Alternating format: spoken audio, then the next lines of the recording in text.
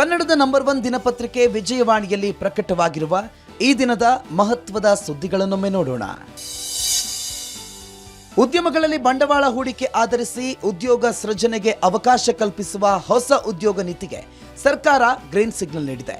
ಇದಷ್ಟೇ ಅಲ್ಲದೆ ಕಟ್ಟಡ ಹಾಗೂ ಇತರ ಕಾರ್ಮಿಕರಿಗೆ ನೀಡಲಾಗ್ತಿದ್ದ ಸೌಲಭ್ಯಗಳಿಗೆ ವಿಧಿಸಲಾಗ್ತಿದ್ದ ವಿವಿಧ ಷರತ್ತುಗಳಿಗೆ ವಿನಾಯಿತಿ ನೀಡುವುದಕ್ಕೆ ಕೂಡ ಮುಖ್ಯಮಂತ್ರಿ ಬಸವರಾಜ ಬೊಮ್ಮಾಯಿ ನೇತೃತ್ವದಲ್ಲಿ ನಡೆದ ಸಚಿವ ಸಂಪುಟ ಸಭೆ ಸಮ್ಮತಿಸಿದೆ. ಸಂಪುಟ ಸಭೆಯ ಇತರ ನಿರ್ಣಯಗಳೇನು ಅನ್ನೋದರ ಬಗ್ಗೆ ಇಂದಿನ ವಿಜಯವಾಣಿ ಮುಖಪುಟದ ಸುದ್ದಿ ನೋಡಿ. ಮುಂಬರುವ ವಿಧಾನಸಭಾ ಚುನಾವಣೆಯಲ್ಲಿ ನಾನು ಸ್ಪರ್ಧೆ ಮಾಡೋದಿಲ್ಲ, ಹೀಗಂತ ಘೋಷಿಸಿದ್ದಾರೆ ಮಾಜಿ ಸಿಎಂ ಬಿಎಸ್ ಯಡಿಯೂರಪ್ಪ. ಅಷ್ಟೇ ಅಲ್ಲ, ತಾವು ಪ್ರತಿನಿಧಿಸುತ್ತಿದ್ದ ಶಿಕಾರಿಪುರ ಕ್ಷೇತ್ರದಿಂದ ಪುತ್ರ ವಿಜಯೇಂದ್ರ ಕಣಕ್ಕಿಳಿಯಲಿದ್ದಾರೆ ಅಂತ ಹೇಳಿ ಸಂಚಲನ ಮೂಡಿಸಿದ್ದಾರೆ. ಇದಕ್ಕೇನು ಕಾರಣ? ಬಿಜೆಪಿ ಸೇರಿ ವಿವಿಧ ಪಕ್ಷಗಳ ರಾಜಕೀಯ ಮುಖಂಡರು ಪ್ರತಿಕ್ರಿಯಿಸಿದ್ದೇನು ಅಂತ ತಿಳಿಯೋದಕ್ಕೆ ಸಮಸ್ತ ಕರ್ನಾಟಕ ಪುಟ ನೋಡಿ. ಕೊಲೆ ಪ್ರಕರಣದಲ್ಲಿ ತಪ್ಪಿತಸ್ಥನಾಗಿದ್ದ ವ್ಯಕ್ತಿಯೊಬ್ಬ 12 ವರ್ಷದ ನಂತರ ಪೊಲೀಸರಿಗೆ ಶರಣಾಗಿದ್ದಾನೆ. ಪೆರೋಲ್ ಮೇಲೆ ಬಿಡುಗಡೆಯಾಗಿದ್ದ ಸಂಜಯ್ 4200 ದಿನ ಜೈಲಿಗೆ ಬಾರದೆ ಪೊಲೀಸರಿಂದ ತಪ್ಪಿಸಿಕೊಂಡಿದ್ದ. ಕೊನೆಗೆ ಆತನ ಮನ ಪರಿವರ್ತನೆಯಾಗಿದೆ. ಇದಕ್ಕೇನು ಕಾರಣ? ಆತ ತಲೆಮರೆಸಿಕೊಂಡಿದ್ದಾದ್ರೂ ಯಾಕೆ ಅನ್ನೋ ಕುತೂಹಲ ತಣಿಸಿಕೊಳ್ಳಲು ದೇಶ ವಿದೇಶ ಪುಟ ನೋಡಿ. ರಾಷ್ಟ್ರಪತಿ ಚುನಾವಣೆಯಲ್ಲಿ ಅಡ್ಡ ಮತದಾನದಿಂದ ವಿರೋಧ ಪಕ್ಷಗಳ ಬಿರುಕು ಬಯಲಾಗಿದೆ. ಬಿಜೆಪಿಯನ್ನ ಸಂಘಟಿತವಾಗಿ ಎದುರಿಸಿ ಕಟ್ಟಿ ಹಾಕ್ತೇವೆ ಅಂತ ಉಮೇದಿನಿಂದ ಒಗ್ಗೂಡಿದ್ದ ಪ್ರತಿಪಕ್ಷಗಳಲ್ಲಿ ಏಕತೆಯ ಕೊರತೆಯನ್ನ ಈ ಚುನಾವಣೆ ಜಾಹೀರು ಮಾಡಿದೆ. ಇದರ ವಿಶ್ಲೇಷಣೆ ದೇಶ ವಿದೇಶ ಪುಟದಲ್ಲಿದೆ.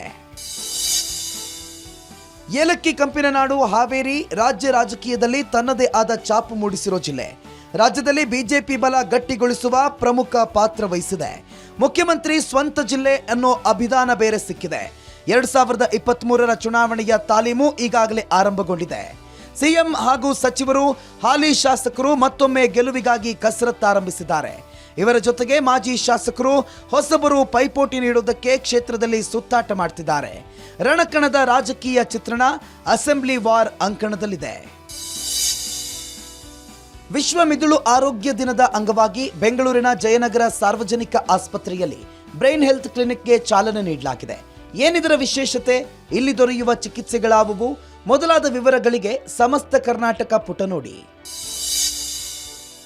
2020ನೇ ಸಾಲಿನ 68ನೇ ರಾಷ್ಟ್ರೀಯ ಚಲನಚಿತ್ರೋತ್ಸವದ ಪ್ರಶಸ್ತಿಗಳು ಘೋಷಣೆಯಾಗಿದ್ದು, ಹೆಮ್ಮೆಯ ಕನ್ನಡಿಗ ಕ್ಯಾಪ್ಟನ್ ಆರ್ ಗೋಪಿನಾಥ್ ಅವರ ಜೀವನ ಆಧರಿಸಿದ ಸುರರೈ ಪೊಟ್ರು ಚಿತ್ರದ ಅಭಿನಯಕ್ಕಾಗಿ ತಮಿಳು ನಟ ಸೂರ್ಯ ಹಾಗೂ ತಾನಾಜಿ ಚಿತ್ರದ ಅಭಿನಯಕ್ಕಾಗಿ ಅಜಯ್ ದೇವ್ಗನ್ಗೆ ಅತ್ಯುತ್ತಮ ನಟ ಪ್ರಶಸ್ತಿ ಘೋಷಣೆಯಾಗಿದೆ. ಕನ್ನಡಕ್ಕೂ ಒಟ್ಟಾರೆ 5 ಪ್ರಶಸ್ತಿಗಳು ಸಿಕ್ಕಿವೆ. ವಿವರಗಳಿಗಾಗಿ ಇಂದಿನ ಉಲ್ಲಾಸ ಓದಿ.